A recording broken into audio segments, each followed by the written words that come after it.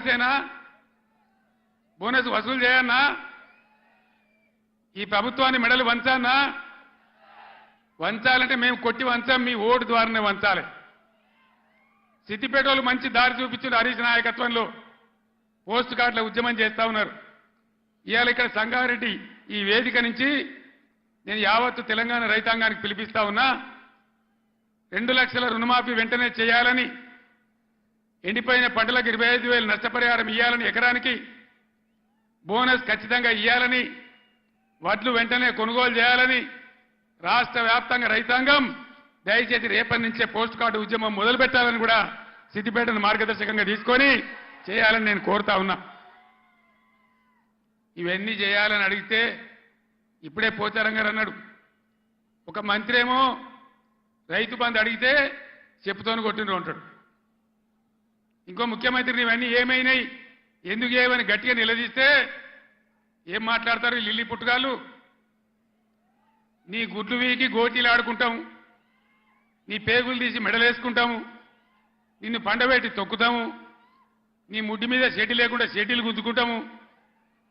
ఇదేనా 10 ఏళ్లలో నేను ముఖ్యమంత్రి ఉన్నప్పుడు ఒక్కసారి ఇటువంటి మాట విన్నారా? ఇంత అగౌరవంగా మాట్లాడినామా? ఇంత అన్యాయం మీ కళ్ళ ముందనే జరగాలన్నా? దయచేసి ఆలోచన చేయాలి.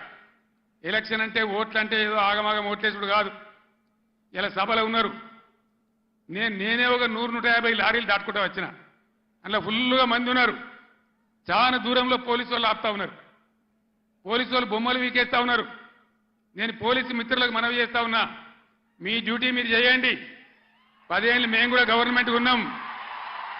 అమాయకులను బెదిరియడం, కొట్టడం, బీఆర్ఎస్ ఫ్లెక్సీలు బికేయడం ఇదా మీ పోలీస్ డ్యూటీ? ఇలా మేము కూడా లెక్క పెడతా ఉన్నాం.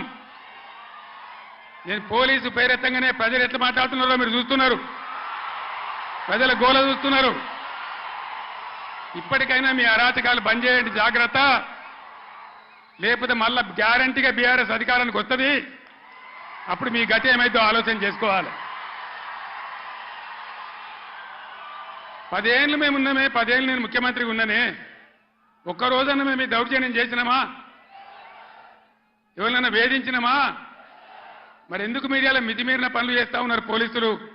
దయచేసి మానుకోండి పోలీస్ సోదరులారా, మేమన్నీ రికార్డు చేస్తా ఉన్నాం.